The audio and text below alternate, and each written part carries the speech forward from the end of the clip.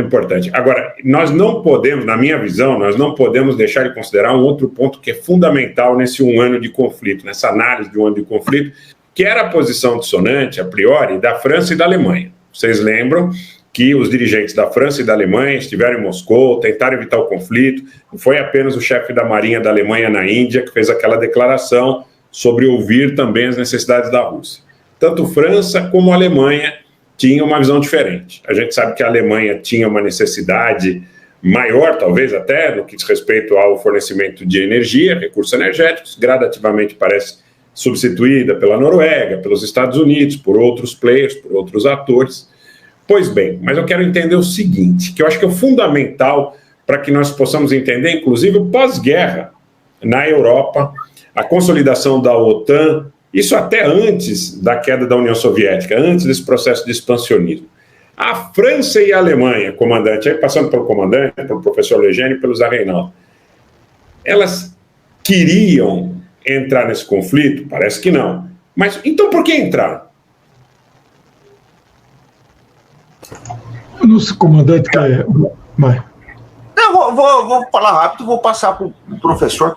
Rogério, eu penso da seguinte forma, a Europa, eu acho que ela já abdicou um pouco aí da autonomia dela, de uma relativa soberania, até pela própria mentalidade de União Europeia, que eu acho que é uma mentalidade que sufoca bem aí as vontades nacionais. Você quer ver uma coisa? Não dá para entender na França, por exemplo. A França tinha um acordo com a Austrália de 45 bilhões de dólares australianos. Não, um negócio assim nessa faixa.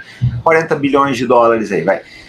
Do Naval Group francês para vender 12 submarinos, vender e fabricar 12 submarinos para a Marinha da Austrália. Um negócio do século, um negócio assim que qualquer empresa quer, é um negócio que você chega, você fecha ele, né? Quando você assina um contrato desse, você sabe que a empresa vai sobreviver 20 anos, 20, 30 anos, essa que é a verdade.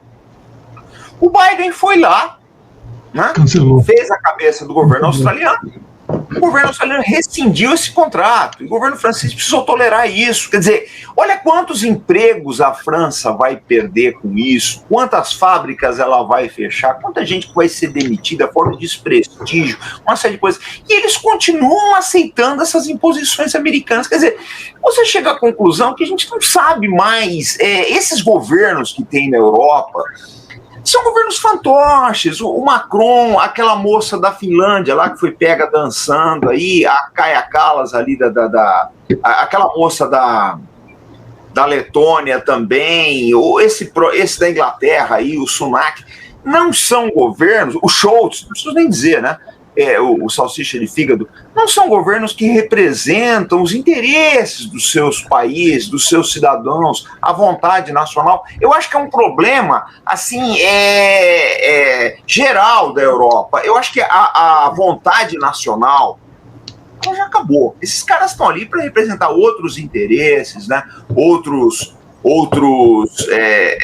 objetivos que a gente não sabe, a quem atende ou sabe, mas fica difícil até de explicar, mas a vida do cidadão, o dia a dia do cidadão não é levado em consideração. Eu acho que esse país, a França mesmo, eles têm sido muito criticados pelo fornecimento de obuseiros Caesar à Ucrânia, porque eles praticamente desfalcaram o efetivo de obuseiros do exército francês para poder atender uma necessidade ucraniana, sendo que a França tem compromissos militares em outros países. Quer dizer, a gente vê uma subordinação completa dos objetivos nacionais à vontade americana. Mas eu acho que o professor Legene e o Zé estão mais qualificados para falar do assunto. Só um detalhezinho, comandante. Que o público precisa, inclusive, ser alertado. Né? A Alemanha, como derrotada na Segunda Guerra Mundial, principalmente depois da queda do Muro de Berlim, ela vive sob ocupação dos Estados Unidos, inclusive militar. Quer dizer, a questão não é apenas de influência física no aspecto militar, né? Mas também política. Agora, sob o ponto de vista militar, é patente.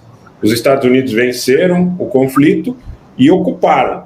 Na ocasião anterior à queda do Muro de Berlim, havia parte onde estavam também tropas da antiga União Soviética. Depois da queda, a Alemanha unificada é ocupada pelos Estados Unidos. Então é importante também, muita gente diz, mas não interessa para o alemão esse conflito, eles tinham aquela coisa lá do terra por gás, daqueles acordos, o Nord Stream, que acho que não vai dar, talvez não dê tempo da gente abordar aqui, ou talvez consigamos dar uma passada naquele atentado do Nord Stream, Mas é importante frisar que a Alemanha é um país ocupado. Agora quero ouvir a opinião do professor Legene e depois do Zé Reinaldo a respeito disso. Rogério, só um minutinho, só colocar uma frase, só aquela que o Jean Agostinho falou com a gente na live de anteontem, né? Claro. É o espírito da criação da OTAN, né? A Rússia fora, Estados Unidos dentro e a Alemanha por baixo. É o espírito da criação. A Alemanha é uma mater da União Europeia completamente, quer dizer, hoje muita empresa saindo da Alemanha, indo para a Eurásia, indo para a China, indo para a Índia, indo para o Paquistão, indo para a Turquia, porque, quer dizer, o gás barato, abundante, garantido ali, parece que